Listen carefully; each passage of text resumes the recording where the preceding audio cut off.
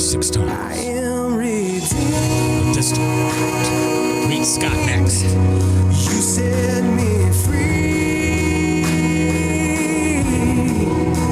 So I'll shake off these heavy chains and wipe away every stain. Now I'm not who I used to be. I am redeemed.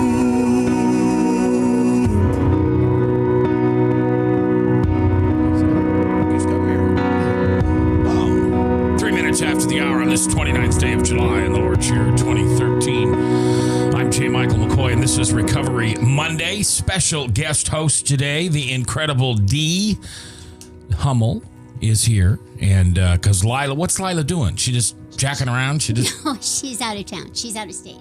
Well, but is she working, or is it for personal, or I'm is not it? quite sure. I think she went. I think it's some obligation she has. Oh, okay. All right. So we have Dee with us today, and Dee brought with her Scott Dawson, who is, you're a musician.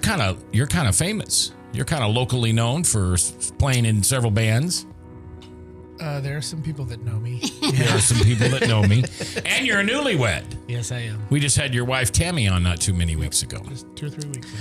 Well, the purpose of this program is to show you how God works amongst the most difficult of situations. And on Monday, we asked the folks from Powell CDC to bring in graduates who have successfully completed the program of recovery, either inpatient or outpatient at Powell CDC. The purpose is so that unfortunately, when something arises in your family, it might be a sibling, it might be a child, it might be a spouse, it might be a friend at work, you'll have an idea of where to go locally to get that person help when their hurts, habits, and hangups, especially driven by alcohol and drugs, get so bad that there's only 2 choices: live or die. Now, one of the reasons that I'm happy that Scott's here today is because Powell CDC is not magic. There is no retreat center that's magic. There are some better than the others. Powell is one of the best. But you'll find many people in this program who have what we say in AA, Alcoholics Anonymous, 12-step program, is that we have gone out several times for more research just to determine whether we truly are an alcoholic. And then you go back to rehab and God moves you a little farther down the road. Sometimes once is enough. Sometimes there isn't enough times. Scott, you probably know Mike B. Mike has been through, now Mike's been sober for 30 some years now, but I think it took him, 12 or 13 different rehab centers or different times through rehab? Yeah, 6 was not the amount of treatment centers that I went to. That was just the amount that I went to at Powell. Okay. So, and why do you think it took 6 times for you to finally surrender and become the guy God made you to be? Sober. the first time that I went to treatment was at Powell. And it worked, quote unquote, for a short period of time. It removed me from the drugs and alcohol. It gave me some good information. And then I went on about my business and tried to continue to live life, and found out within a few months that didn't work. Yeah. And then the last half a dozen times that I went through before the last time, what I wanted to have happen was I wanted things that were bad to stop happening. It wasn't necessarily that I understood being powerless or that the drugs were I mean, I'm smart enough to correlate. I do drugs, I drink alcohol, bad things happen. Okay. But I think I wanted the bad things to stop happening more than I wanted to stop drinking and doing drugs. Share with me what bad things are. It's funny. I've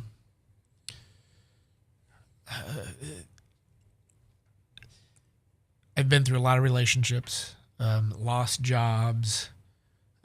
I was not a nice guy to my significant other when I drank and did drugs. So I got into some legal problems because of that. But it's funny. I never had an OWI. I never got arrested because of alcohol per se. I never got arrested because of drugs. It was and I think I even knew it back then, but I realized it more the longer I've been in recovery. The bad things were really the things that I did to other people and how I felt. You know, I mean, one of the things about Powell, and we were just talking about Dr. Weiss, the thing that saved my life, honestly, is that Doc Weiss let me come back over and over again. And the reason that I think he let me come back is because he knew I wanted to get sober. I just couldn't. I mean, I wasn't at a point of being willing to do.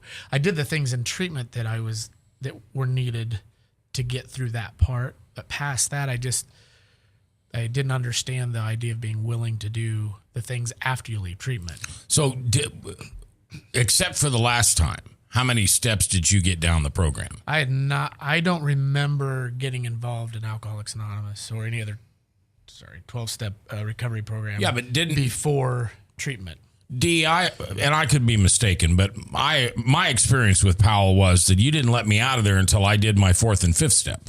No, it has changed considerably Oh, over okay. the years. Yeah. Okay. We don't do that anymore. Because when I went through it in 94, I couldn't leave till my 4th and 5th step were done. Same here. Yeah. Okay, yeah. So, but that's changed now. Right.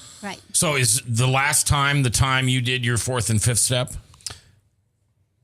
Well, the last time I went to treatment, it was the day after Christmas. And I had just, because of my violence when I would get drinking and drugging and all that, I was in legal issues, and that involved my son. It was a Wednesday. I sat in juvenile court and listened to a judge tell me that if I didn't start doing something different, they were going to talk about terminating my rights. Okay. And I thought, I need to do something. How old was your son at the time? 2. Okay. Now, I had been to treatment because of this same thing back in September, and was there a week. And at the end of the week, Dr. Weiss and my counselor came in on a Tuesday morning and said, "You've been here a week. You really need to start participating or you have to leave." Outpatient or in? No, I was inpatient. Oh, wow. Yeah. They said, How many years ago was this? This was September of 2002. 2002. Okay, so we're... And they said, 11, you 12 need to years. start participating or leave, which, of course, to me said, you need to leave. Mm-hmm. So I left. But that Sunday night, a sober member of a 12-step program came in and told his story. And I'd gotten into doing meth real bad. And when I stopped physically, I just completely shut down. I couldn't move. And that was one of the problems. But that Sunday night, I was, so I'd go to the different things that they have in treatment, and I'd make it about 20 minutes, and I'd have to go back and lay down. I just physically couldn't stand it. Were you detoxing, or was it an emotional thing? It was physical. Physical, okay. It was physical. All right. But when that gentleman started talking and telling his story, now I'm sure it's not the first time anybody had told their story, but it was the first time that I really heard. And I couldn't leave the room. Okay. So we talked afterwards. I got his number, and then, they told me I had to leave. So I left. And so back to December, leave the courthouse, and I think I need to do something. So I stopped that night. And same thing, physically, I was just in bad shape. Friday evening late, I just was in pain. I was in pain physically, I was in pain emotionally and spiritually, and the only thing I knew to do was to call my mom. And so I called my mom, and all I wanted was her to come over and, fix me a bowl of soup and just be with me. Mm-hmm. And my dad got on the phone. Uh-oh. That did not go well. We ended with a few choice words, and I thought, I don't know what I'm going to do. And I had kept this gentleman's phone number that had come and told his story in my phone, and I called him at midnight, and I said, I can't do this anymore. And you can't use and drink, and Right. or you can't be sober. either. I just can't live this way anymore. Okay. I can't keep doing this. Okay. So he said, great, we'll go to a meeting in the morning. And the funny, so there was a meeting at 9 o'clock at Campus Ministries over near Drake. Drake. I was just going to say, Yep. Saturday morning, it's got to either be Yep. the Hope or Drake. Yep. I don't think Honesty. Oh, Saturday morning. Saturday morning. Yeah, I don't think Hope was. I don't know that they'd had meetings there yet. Maybe they did, but Yeah, I don't know. So I did not make it through the night sober. Oh, So I was up all night, and he called about 9:20, which was past 9 o'clock. right. So I did my best. I just woke up voice, I'm like, hello. And he's like, hey. I go, oh, hey, man, I'm sorry I overslept. He goes, hey, no problem. I overslept too. There's another meeting at 11. I'll be by.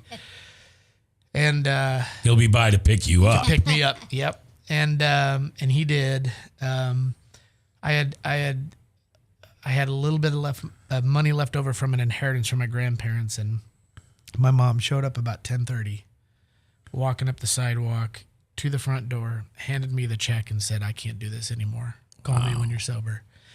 And as she was walking back down the sidewalk away from the house, he was walking up. Okay. And Wow. so I went to several meetings over the weekend and knew that I was going to have to go back to treatment for this court thing that I was in the middle of. So now it's Christmas Eve. It's Tuesday. And I go to see Doc Weiss because we'd become friends, kind of. Yeah, I mean, I could talk to him, and he, So I went up there. He brought me in and said, "How are you doing?" I said, "Actually, I'm doing pretty good. But I'm going to have to be back in here because of this issue." Now, in my mind, I didn't need to go through treatment again because I had this new feeling. I didn't need to do inpatient again. Right. Because of this new feeling, right? He knew it all. Yep. But D, you have to get up on the mic. Okay. Yep. He knew it all. Yeah. Yep. And the first surrender I had was Doc Weiss looked at me and said, "Oh, he said, great, I'll have a bed open for you Thursday, day after Christmas." I said, "Oh, I don't think I need to be in treatment. Inpatient. I can do outpatient." And he looked at me, he knew, my history, and he said, I would just feel better if you came in for a week. Mm-hmm. And I have no idea why, but I said, okay. And I showed up Thursday morning, and it was completely different. And we talked about this the other day, Dee and I did. She was around through many of the times that I was there and physically not being able to get up, and you get the knock on the door at 6 or 7 in the morning, and she says, "Get up," and I say a few things back, and she says a few things back, and it wasn't always pleasant. And the last 2 nights of me being outpatient, because I finally got it done with inpatient, and the last 2 nights I got to spend with Dee in her group. And so when I graduated, it was with Dee, and it was funny how things had changed. She was not the angry, mean person that I had remembered, which, of course, she hadn't changed at all. It was me. But that was important. The surrender, the start of that journey was started with surrender, because I would not have said yes in the past of going inpatient if I knew I was feeling different. Surrender as in a third step surrender to a God of your understanding?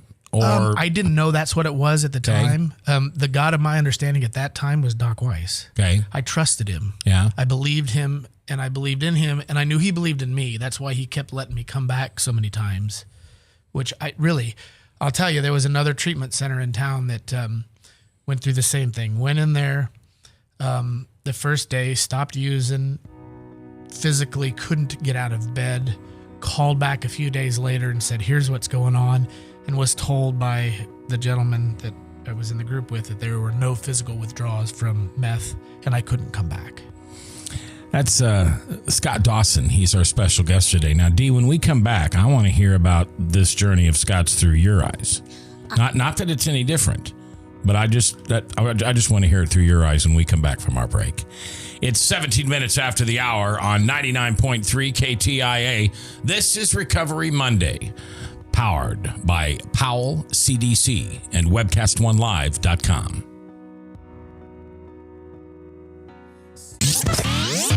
from the RE/MAX Real Estate Concept Studios, this is Webcast One Live.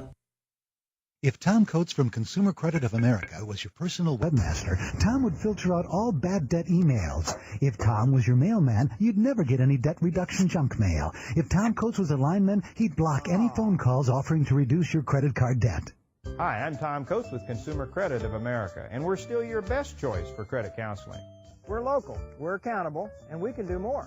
You make the call when the time's right for you. When it comes to competition, there really is none for Consumer Credit of America. A father who is headed toward another heart attack. A woman who struggles daily with diabetes and her memory. A boy whose headaches keep him out of school. A mother who one morning discovers a lump. A girl whose condition defies diagnosis. You come to us because you need answers, but you also need more. You need understanding of what you're going through. You need comfort. You need to be treated as an individual, not a condition. You need to be included in your own care. You are the point of everything we do.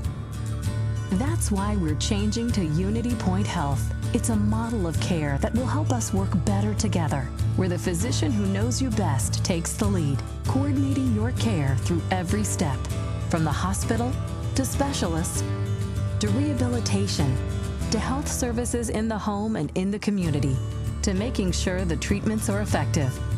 By working as a team, we surround you with care, helping you manage your health and your conditions, guiding you to making better choices and living a healthier life. The point of Unity is you. Unity Point Health.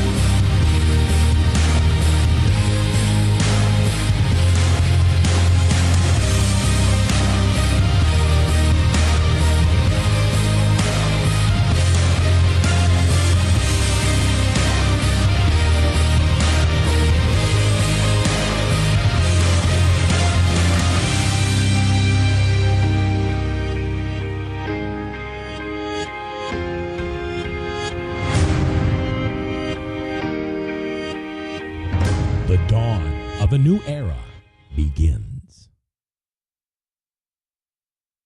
21 minutes after the hour on this 29th day of July in the Lord's year 2013. I'm J. Michael McCoy. This is Recovery Monday, brought to you exclusively by Powell CDC. D. Hummel in the house today. How long have you been with Powell?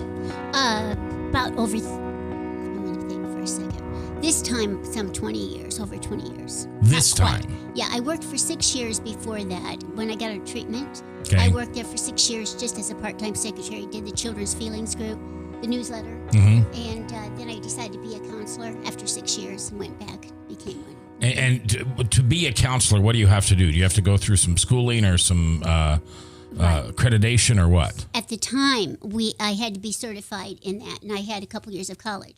I did have to go back and get my degree, but I was a counselor on that certification for a long time, and I worked at a place called Our Primary Purpose with teenagers for 8 years. Then again, I came back to Powell. I worked at the Fort for a year, worked in inner city for a year. I mean, it was just very interesting. My first job was inner city. It was very, very interesting, and Where does your passion come from for this recovery world and recovery methods? Well, when I came to treatment, I said I can't possibly be an alcoholic. I teach Sunday school. I know I've said that before, but I was dying. And I had 2.5 months left to live. And my passion comes from literally, I know that this can kill you. And I've watched people die over the years. And so when I tell my clients, this isn't just about minding, this isn't about assignments, this is about your life that we're talking about. And it's very important. Now, Scott Dawson, who's our guest today, he is not the first person that when your name comes up, It isn't always, oh, she's such a sweet lady and just like my mama and she just helped me. I mean, they've got some tough things to say about you because you know tough love. I do. In fact, Dick Farrell's, and I can say his name. He's very open with that. But he was often saying, anybody can say, don't do that. God wouldn't like to have you do that to your body, but it takes a lot of love to correct. And that's really what I do. When I'm counseling, I do not ever put somebody down personally. But I will get very cranky with them and demanding if they don't go to me, just get a sponsor and do what they need to do. And I could be, and I do a lot of counseling and, therapy, that type of thing. But most important, I think the most important thing I do for them is to tell them about a 12-step program and how important that is and getting a sponsor. Somebody out there listening today, either live or on a podcast, Dee, is worried about a loved one. And they have heard that they have to want to be clean and sober. That's not always true. Okay, that's what I was going to ask. So what can they do for their sibling or their child or their spouse or their friend? We have intervention specialists that work they actually are trained very well. These are volunteers, and they could call in and ask for an intervention. We'd be more than happy to provide that for them. And what that does is help them get into treatment. Now, this is for someone 18 and over. There is a treatment center here in Polk County. I believe it's in Johnston or Ankeny. It's a Cornerstone, and teenagers would have to go to that. But we would be more than happy for 18 on up. We would be glad to do an intervention. And I watched the show on A&E Intervention. Is that what it's like? Not necessarily. It's somewhat like that, but it's similar. And it's been a long time since I have sat and listened to one as far as being involved in that. They do a very good job. I don't think it's quite as confrontive. But in the meantime, they tell people where to sit, what to say, and how to get them in there. Yeah, it seems one of the most common one of the most common statements is, your alcoholism has affected me in the following ways. Exactly. And then you list that. Right. I'm sorry, I'm going to be naive for a minute. As an alcoholic, I don't know that it affected me in that way. I mean, is that really a big surprise to me when I find out that my daughter says to me, well, Dad, I never saw you. You came home, you gave me a kiss, you got your glass, your ice, your gin, and you went upstairs and shut the door. And your response was, I didn't know that? My response was, I didn't know it had an impact on you. I just thought you just weren't paying attention or didn't care. Yeah. This shows when we come in, we literally, the symptoms of the disease are that we honestly believe the lies we tell ourselves. So that because otherwise we don't think we'd be able to survive. When I came in, they asked who I interfered with. I said, I didn't interfere with anybody. They interfered with my life. Well, of course, that's ridiculous, And there I had my husband, of course I did, and my children.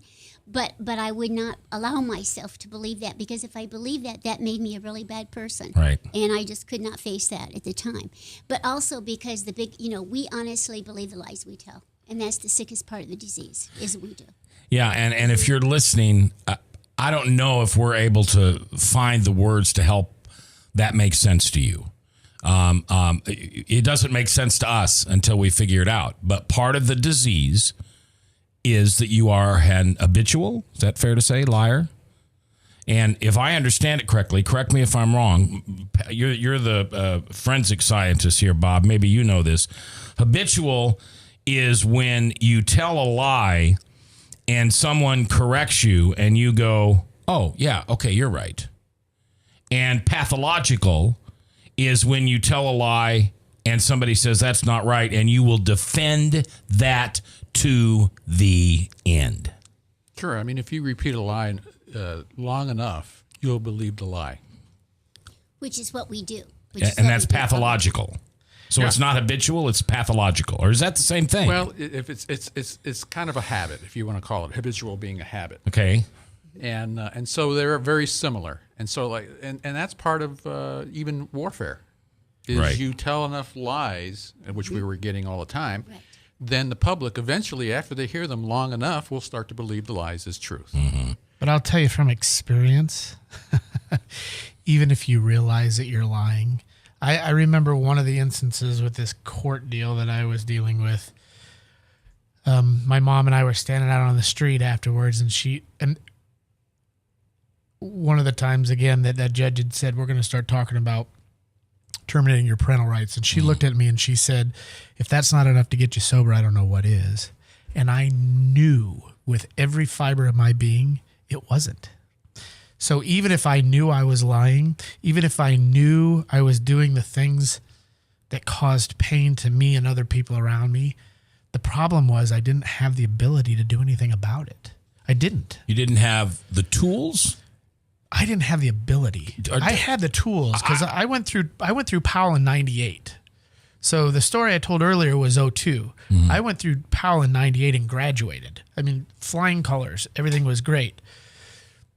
Knowledge for me is a good thing, but knowledge alone does absolutely nothing to combat stopping drinking or doing drugs. All right, just talk to me like I'm a 6-year-old. When you say you don't have the ability, what does that mean? That means I woke up every day thinking, I'm not going to do that today. And then you would. Every day I did it. And then you would. And then I would cry and scream and get angry and get depressed and get remorseful and get sad and then get angry again because today's the day I'm not going to do it. And I vowed with every bit of might that I had, today was the day I was going to lick this thing. Didn't happen. How long have you been sober? It'll be 10 years in January. Okay. So what's the difference between this morning and a morning longer than 10 years ago? I'm not going to do it. I'm not going to do it. And by 5, you've done it and you're blacked out. I still have those things. Okay. They just don't involve drugs and alcohol. Okay. You know, but when it comes to that, I believe in the power of the journey that in 12-step recoveries we call the steps. And I believe that taking the action outlined in the steps puts you in a position with a power greater than yourself that gives you the ability to not do that today. And that's the funny thing. I didn't have that before. And I tell you, to continue that story just a little bit, I graduated from Powell, was in a 12-step program, had a sponsor, went to meetings regularly, did most of the things that my sponsor told me to do, which is normal. And he got to this thing about the 4-step, and I didn't have an issue with doing a 4-step. But For those of you listening that don't know what a 4-step is, it is one of the most crucial steps. It is where you write down all your character defects, and you call them interferences and how you interfered with other people's lives. So if someone doesn't, you correct me if I'm wrong, or either one of you correct me, but if you don't complete a 4th and 5th step, high chances you're going to go back out and use. Yes, I agree with that. Okay. That's my experience. Right, go ahead. I'm sorry. Here's the thing that I think the 4-step does different than the interferences, because in treatment we had to do 10 interferences and then another 10 and then another 10. I was 15. Yeah, I was willing to be open to all of that, and I would do 15, and then I did 15, and then I did 15. The difference between that, and I'm not knocking the treatment process, but talking about all the bad stuff that I did and all the things that I hurt people doesn't do me any good. What I believe the 4-step is supposed to do, and in the book that describes how to take the steps, it talks about getting down to causes and conditions. So it's not just a matter of, let me tell you all the bad stuff that I did over the years. It's, why did I do those things? Why did I steal? Why did I lie? What was missing inside of me that caused me to steal? What was missing inside of me that caused me to lie to you or do all those things? And so when I got to AA, 12-step program, I did all this stuff, got to this 4-step, and I'm the kind of guy that I want to know how to do it perfect. So I read everything that was out there that I could find on how to do a 4-step. And I read and I read and I read. So much for KISS. Yes. I read until I drank again. And fortunately, I was only out for a few months. And when I got back, you could not have kept me from doing the journey. You could not have kept me from doing the steps, because I had that taste of what it was like to wake up every morning and not have to drink, and then it was gone. And I was at that point completely willing to do whatever it took to stay sober and be in recovery. What was the event that brought you back into the program?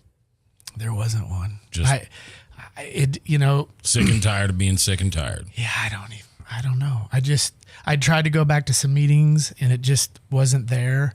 And one day I showed back up, and it was a Friday afternoon at the White House where Powell goes, and Rick, who was my counselor all those different times, just happened to be there that day.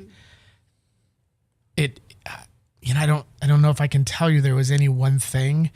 I think, and I've experienced this over the years in recovery, that at some point you just get tired. And I used to, when I would be in the middle of an event or a situation that was painful, and that I used to try to fight it, and I used to not want to feel that. And so I would read more, or try to work the steps better, or go to more meetings, which I think are all great. What I found is I just have to give up. So surrender is a word you've heard several times today. But we're taught as children that surrender's a bad thing. You play cowboys and Indians, you play good cop, bad cop. The guy who surrenders loses.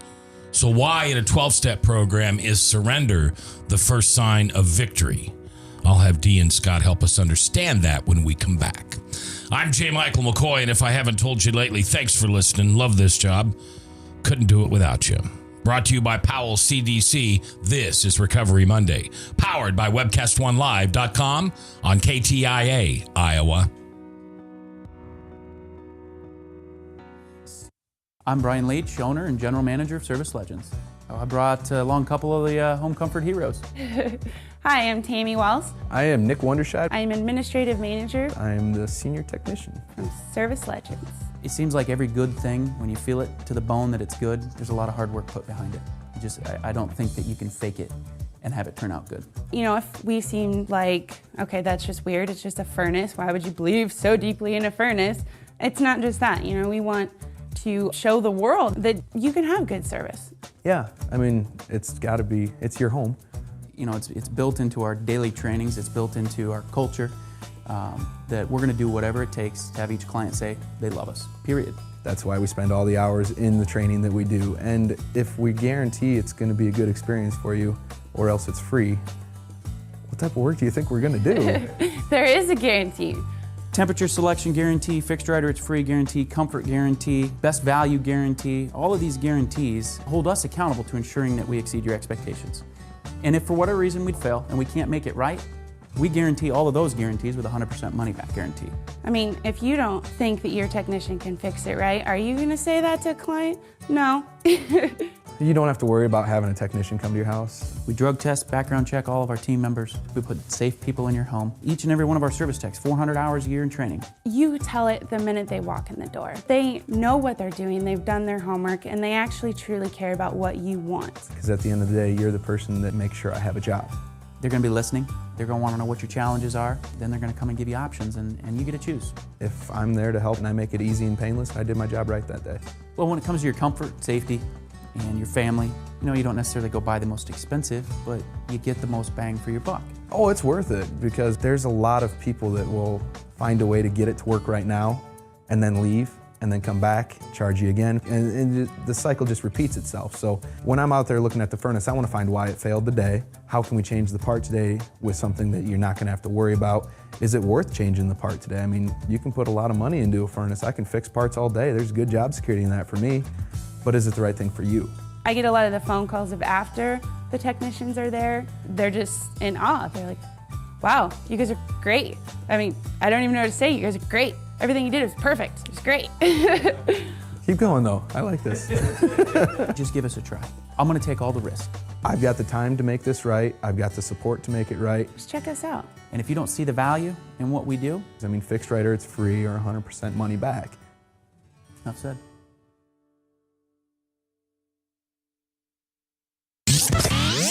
From the RE/MAX Real Estate Concept Studios, this is Webcast One Live.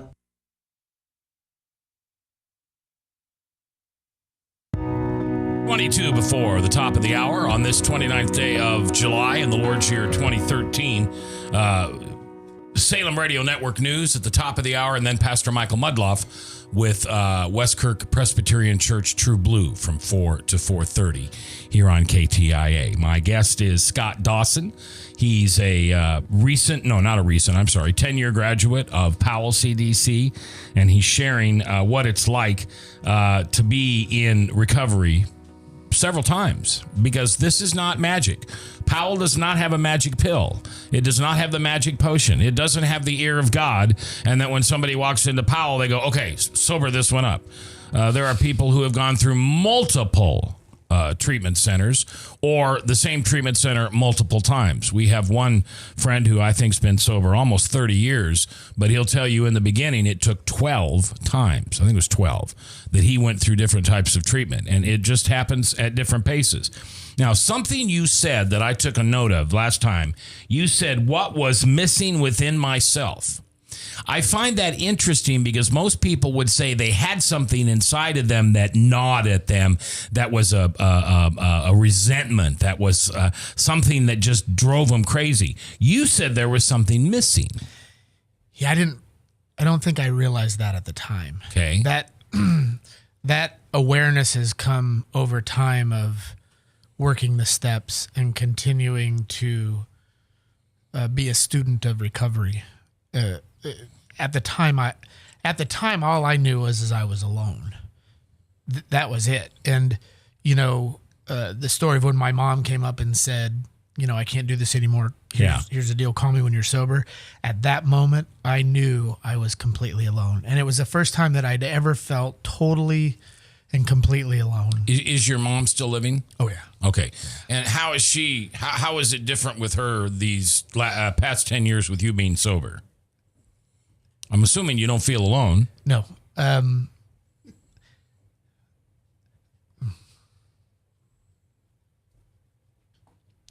It's okay. Take your time. My journey has changed her life. Okay. Because we have a great relationship, and I don't share everything with her because that would not be appropriate, but I do share the majority of my life with her. And we have long talks about a lot of things, and she's been through things on her own situations over the last 10 years. And because of what recovery has done for me and brought to me, she's paid attention and taken on some of those things, those ideas. And she hasn't formally gone to 12-step meetings and worked the steps and all that. But the journey that I've been on has changed her, and we're best friends. She's my best friend. It's a great deal. I had somebody close to me once say, what was the number one thing you learned going through the 12 steps? And that's an impossible question to answer. I mean, there isn't one thing.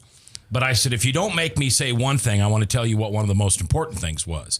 And that was I learned to never be offended. Never to put myself in a situation where I would be offended by what somebody said or did, therefore creating a resentment, which begins that squirrel on the wheel of eventually, screw it, I'm going to drink. Right?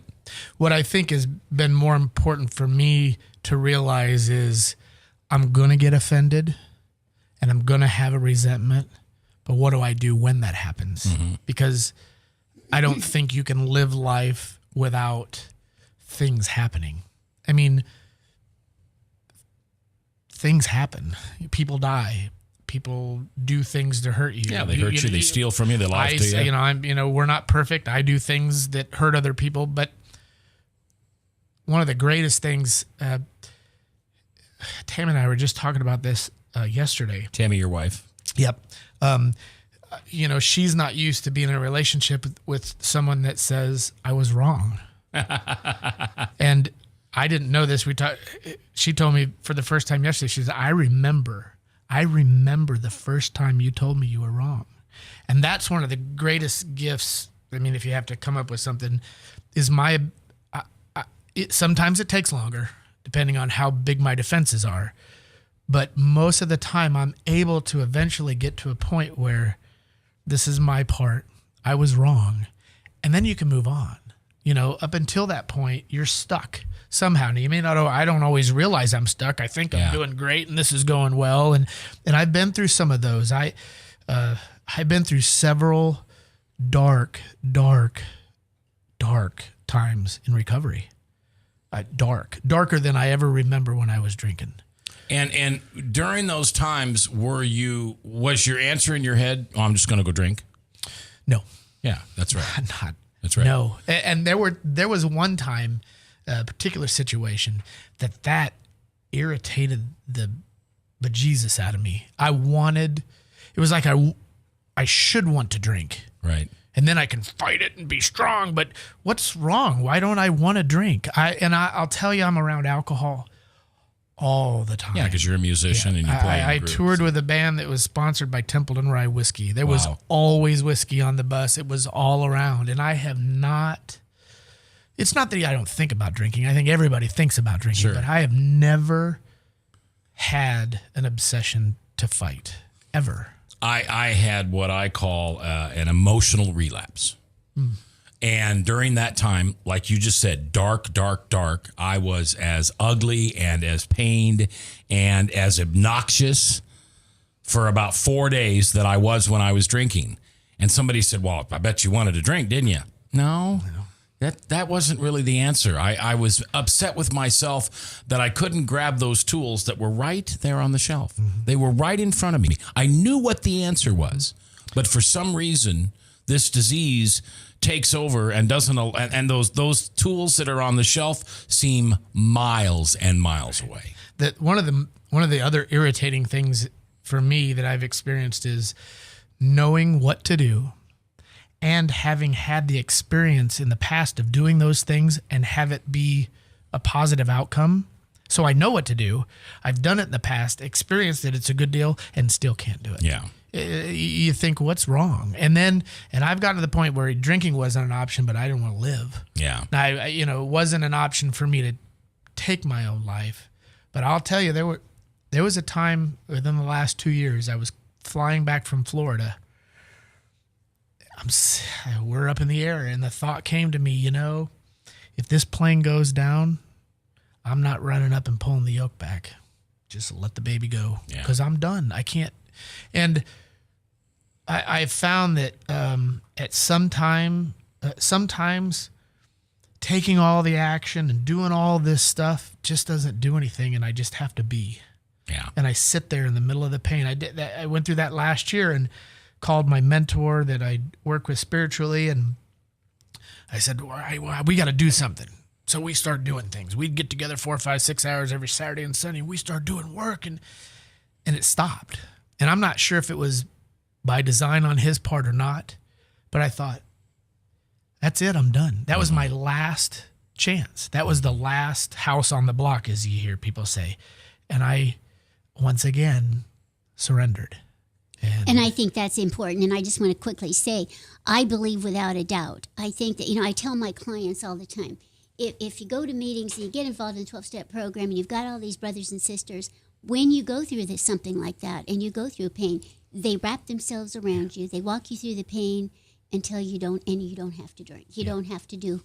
So they help you beautifully. And that's huge. This is the payoff for being a person that's in a 12-step program and having all that support and all those brothers and sisters, that's the payoff for having this blessed disease, Yeah. And it works. Dee, what do you say? We've only got about 40 seconds, but what do you say when people mock at the fact that it's not a disease? Are you crazy? It's not. It's just an excuse you guys. It's willpower. Yeah, sure. I think I said this last time I was on, but I tell them to go eat a box of X-Lax and come back and talk to you about willpower. That's ridiculous. We did not wake up one morning and say, gee, I think I'll just be an alcoholic and an addict. That'll just impress the daylights out of my friends and relatives. What we do is we get this disease and we get it from somebody in our family. It's inherited. And, my husband's got diabetes. He didn't decide to have it. Right. He has it. So, yeah. All right, when we come back, Scott has recently married a young lady in the program, and I have a distinctive memory of his wife during one meeting, and I'm curious about how marriage is going with two recovering alcoholics in the house. That's next, live here on Recovery Monday, brought to you by Powell CDC. From the RE/MAX Real Estate Concept Studios, this is Webcast One Live. If Tom Coates from Consumer Credit of America was your personal webmaster, Tom would filter out all bad debt emails. If Tom was your mailman, you'd never get any debt reduction junk mail. If Tom Coates was a lineman, he'd block any phone calls offering to reduce your credit card debt. Hi, I'm Tom Coates with Consumer Credit of America, and we're still your best choice for credit counseling. We're local, we're accountable, and we can do more. You make the call when the time's right for you. When it comes to competition, there really is none for Consumer Credit of America. A father who is headed toward another heart attack. A woman who struggles daily with diabetes and her memory. A boy whose headaches keep him out of school. A mother who one morning discovers a lump. A girl whose condition defies diagnosis. You come to us because you need answers, but you also need more. You need understanding of what you're going through. You need comfort. You need to be treated as an individual, not a condition. You need to be included in your own care. You are the point of everything we do. That's why we're changing to Unity Point Health. It's a model of care that will help us work better together, where the physician who knows you best takes the lead, coordinating your care through every step, from the hospital to specialists to rehabilitation to health services in the home and in the community, to making sure the treatments are effective. By working as a team, we surround you with care, helping you manage your health and your conditions, guiding you to making better choices and living a healthier life. The point of Unity is you. Unity Point Health.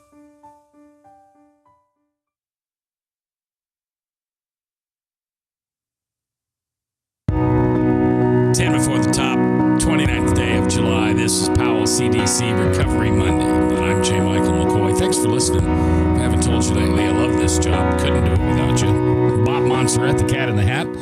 Watching the chat today, Dee Hummel, who is our guest co-host, because Lila has joined the Can Girls at the Riviera in Las Vegas. And she is the oldest living member of the Can Girls, but that girl can kick. And so they hired her, and she'll be the one in the token blue short dress. So when you go to Vegas and the Riviera, make sure you check out the Can Girls, because there will be Lila. And, of course, our guest today is Scott Dawson. I don't know if you know this story, Scott, but a couple of years ago, I was running the meeting Saturday morning at Hope. And for no reason at all, for something that it's a God thing. I said, if there's anybody in this room who's really got a strong desire to drink, speak up now. Now, that's nowhere in our literature, nowhere in our openings, nothing. And it just fell out of my mouth. And your wife-to-be, which she wasn't your wife-to-be at the time, I don't think, who was sitting not 10 feet from me, just started, boom. Okay, that's me. And I'm going to do it. And it was one of the first times I've ever seen this family of 12-steppers come around somebody, and they didn't leave her alone, I think, until Monday morning. And so almost 48 hours. And Tammy, your wife, who was on this program not too long ago, shared with me that was a defining moment in her sobriety, because she was pretty sure she was going to head back out. Yeah. She actually did. I've heard that story. I think actually after she was here, okay, she shared that. One of the meetings that her and I, we attend a meeting on Sunday mornings, and I've watched that kind of event firsthand at that meeting, and I've been a part of it myself with some new guys coming in, and I think that's what defines, is my opinion, the 12-step community. the steps themselves are nothing new. They've been around forever. Yeah. You know, the ideas and the concepts of it. 1935. Well, the concepts, though, of the step have been around for thousands of years. You know, confession of sins and restitution for harms and prayer meditation and service of others. But what my experience is if that Sunday that I was in Powell, down and out physically, emotionally, spiritually, if that gentleman from a 12-step recovery program had not come in and shared his story, I wouldn't be sitting here today.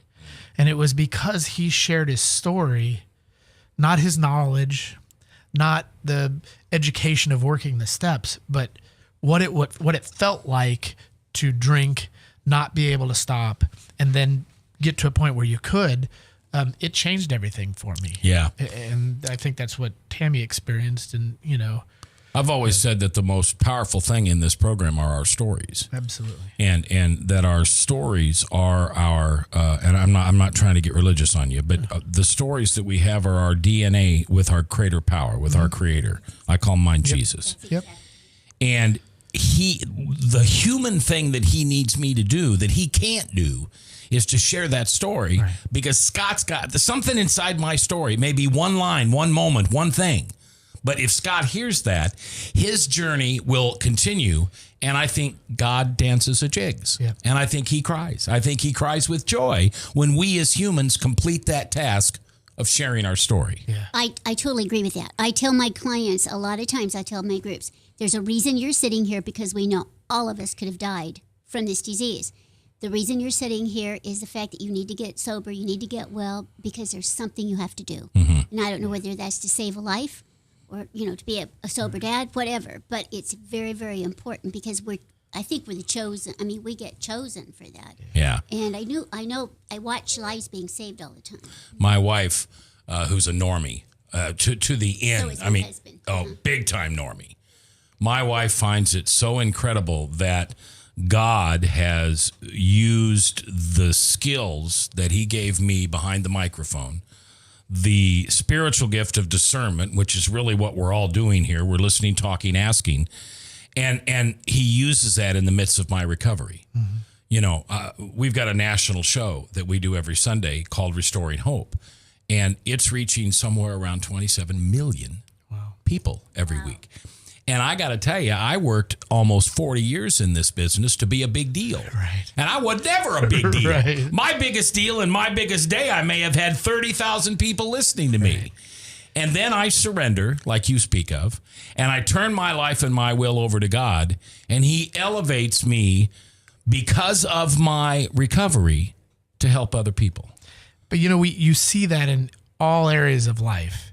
If you go to a grief group, they don't put someone that lost a parent in the same grief group with someone that lost a child. The process is the same, grief. But you put people that have been through that same experience with someone that's going through that experience, because that's the only hope there is. Right.